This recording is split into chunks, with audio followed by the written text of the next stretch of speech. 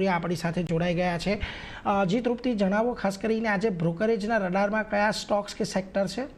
આજે હું શરૂઆત ખાસ કરીને રિલાયન્સથી જ કરીશ। તો રિલાયન્સ પર મોર્ગન સ્ટેનલીનો આપણી સમક્ષ એક પોઝિટિવ રિપોર્ટ અહીંયા જોવા મળી રહ્યો છે। તેમને ઓવરવેટ રેટિંગ આપ્યા છે, લક્ષ્યાંક તેમને 1701 રૂપિયા પ્રતિ શેર કર્યા છે। તેમનું માનવું છે કે ચીનની એન્ટી ઇનોવેશન વેલ્યુએશન જે છે તેની નીતિને કારણે કરીને આ કંપનીને સૌથી મોટો ફાયદો થઈ શકે છે, એટલે કે રિલાયન્સને સૌથી મોટો ફાયદો મળી શકે છે।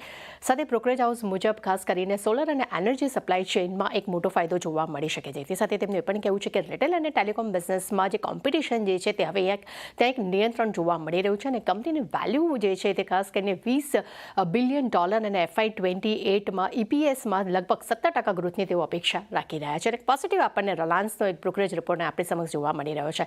ત્યારબાદનું કાઉન્ટર છે એ છે બજાજ ફાઇનાન્સ। CLSA તરફથી પણ અહીં આપણને આઉટ પરફોર્મ રેટિંગનો રિપોર્ટ જોવા મળી રહ્યો છે। લક્ષ્યાંક તેમને 1150 રૂપિયા પ્રતિ શેર કર્યા છે। તેમનું માનવું છે કે બેન્કિંગ ક્રેડિટમાં થોડીક નરમાશ જોવા મળી છે, પરંતુ સામે FY26 અને મિડ ટર્મમાં 25% લોન ગ્રોથ ગાઈડન્સ કંપનીએ આપ્યું છે અને AI માટે એક મોટો દાવો જે છે કંપનીએ કર્યો છે અને 100 યુઝ કેસ જે છે તે FY26માં અહીંયા લાગુ થશે। સાથે તેમનું એ પણ કહેવું છે કે રેપો રેટ ઘટવાનો ફાયદો જે છે અહીંયા હવે જોવા મળતો જોવા મળી રહ્યો છે, એટલે ખાસ કરીને બજાજ ફાઇનાન્સ માટે પણ આપણને એક પોઝિટિવ રિપોર્ટ જોવા મળી રહ્યા છે।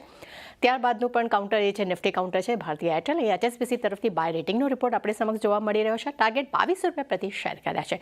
તેમનું માનવું છે કે કંપનીના આરઓમાં સતત એક ગ્રોથ જોવા મળી રહ્યો છે, પરંતુ સામે હોમ બ્રોડબેન્ડ છે ત્યાં એક ઝડપથી એક વિસ્તરણ પણ થતું જોવા મળી રહ્યું છે અને ખાસ કરીને ફ્રી કેશ ફ્લો જે છે અને ડિવિડન્ડ ગ્રોથ જે છે એ પણ કંપનીનો પોઝિટિવ જોવા મળી રહ્યો છે। ડેટા સેન્ટર્સ, ક્લાઉડ અને લેન્ડિંગ બિઝનેસમાં પણ કંપની જે છે તે નવા એન્જિન તરીકે ઉભરતી જોવા મળી રહી છે, એટલે આ બધા બિઝનેસમાં પણ કંપનીનો એક સારો એક પોઝિટિવ ગ્રોથ જોવા મળી રહ્યો છે।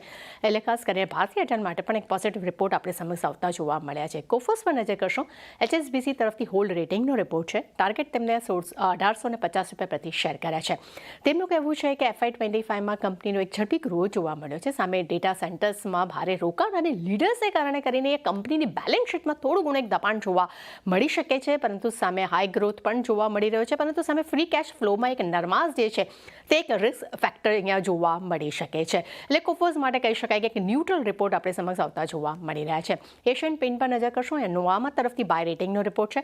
ટાર્ગેટ તેમને 2935 રૂપિયા પ્રતિ શેર કર્યા છે। તેમનું માનવું છે કે 18 થી 20% વચ્ચે એપિટા માર્જિન છે જાળવી રાખવા પર કંપની સતત ફોકસ કરી રહી છે। ગ્રામીણ માંગમાં તો મજબૂતી છે, પરંતુ હવે શહેરી માંગમાં પણ ધીરે ધીરે સુધારો થતો જોવા મળી રહ્યો છે। કંપનીના RM ખર્ચમાં સ્થિરતા જોવા મળી રહી છે, પરંતુ ઓવરઓલ ઇન્ડસ્ટ્રી એન્ડ બિઝનેસ પણ હવે અહીંયા એક મજબૂતી તરફ આગળ વધતું જોવા મળી રહ્યું છે। સાથે એમ પણ કહેવું છે કે GST ઘટવાનો થોડો ફાયદો જે છે તે પેઇન્ટના વપરાશ પર પણ જોવા મળી શકે છે, એટલે એશિયન પેઇન્ટ માટે પણ એક પોઝિટિવ રિપોર્ટ છે। ત્યારબાદ ખાસ કરીને સિમેન્ટ કંપની નુવોકો પર સિટીના રિપોર્ટ પર નજર કરશું। બાય રેટિંગનો રિપોર્ટ છે। ટાર્ગેટ તેમને 475 રૂપિયા પ્રતિ શેર કર્યા છે। તેમનું કહેવું છે કે કંપની જે છે તે ઈસ્ટમાં 4 MTPS સિમેન્ટ ગ્રાઇન્ડિંગ ક્ષમતા જે છે તેને વધારવાની યોજના જે છે તે તેમને જાહેરાત કરી છે। સાથે સિમેન્ટના પ્રાઇઝમાં જે વધારો થયો છે તેને કારણે કરીને કંપનીના એબિટા પ્રતિ ટનમાં છેલ્લા કેટલાક વર્ષથી જે નરમાશ છે ત્યાંથી એક રિકવરીના સપોર્ટ પણ અહીંયા મળતા જોવા મળી શકે છે। અને છેલ્લે નજર કરશો ફિનિક્સ મિલ પર, અહીંયા મોતીલાલ ઓસવાલ તરફથી રેટિંગ આપણને અપગ્રેડ થતા જોવા મળ્યા છે। તેમને બાય રેટિંગ્સ આપ્યા છે। ટાર્ગેટ તેમને 2044 રૂપિયા પ્રતિ શેર કર્યા છે। તેમનું કહેવું છે કે નવા મોલ્સના શરૂ થવાથી FY27 બાદ પણ આ ગ્રોથમાં એક વેગ જે છે તે કન્ટિન્યુ જોવા મળી શકે છે। સામે બીજી તરફ હોટલ સેગમેન્ટમાં પણ એક મજબૂત મોમેન્ટમનો ફાયદો જે છે કંપનીને આવનારા સમયમાં જોવા મળી શકે છે। એટલે ખાસ કરીને નીરજ જેટલા પણ છે કાઉન્ટર્સ, એમાં ખાસ કરીને નિફ્ટી 50ની લાર્જ કંપનીઓ જે છે તેના પર આજે પોઝિટિવ બ્રોકરેજ રિપોર્ટ જોવા મળી રહ્યા છે, તે દરેક પર નજર રહેશે।